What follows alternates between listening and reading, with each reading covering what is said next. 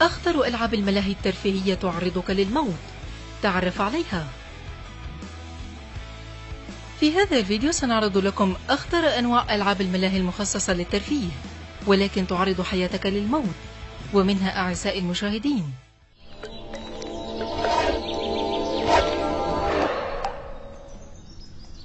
زيب لاين.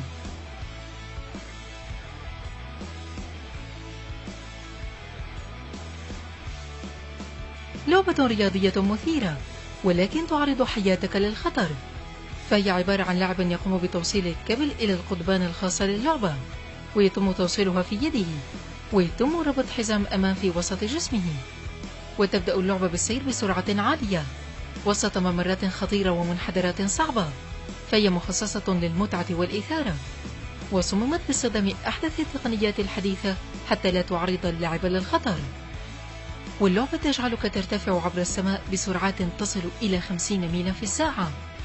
ويختار المكان الذي يقدم هذه اللعبة موقعا فريدا على منحدرات تلالا الأكثر روعة وإطلالات لا مثيل لها على المناظر الطبيعية الخضراء، فاللعبة يفضلها الكثير من الأشخاص، ويمكن للاعبين المغامرين الاستمتاع بالمناظر البانورامية.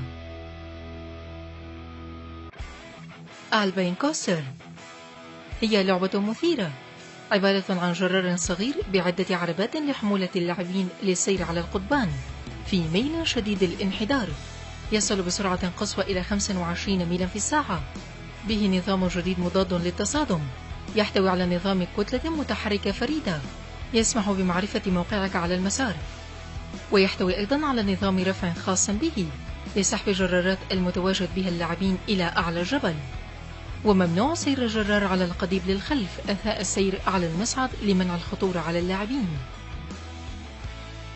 The Slingshot لعبة من أكثر ألعاب التسير العمودية المتميزة، عبارة عن عمودين وفي الوسط مقعدين للاعبين، ويتم دفع ركاب لأكثر من 100 متر بسرعات تصل إلى 160 كيلومتر في الساعة، وتصل إلى ارتفاع 300 قدم في الهواء، وتستخدم هذه اللعبة الحبال المطاطية في صعود اللاعبين.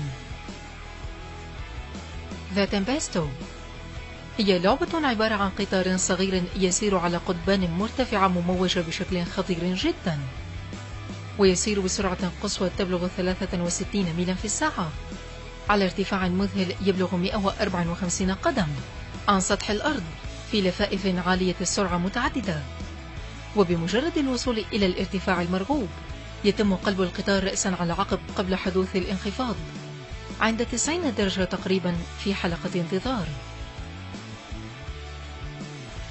هذا كل شيء أعزائي المشاهدين، نتمنى لكم مشاهدة ممتعة على قناة قرية تكنولوجيا المستقبل. دمتم بخير.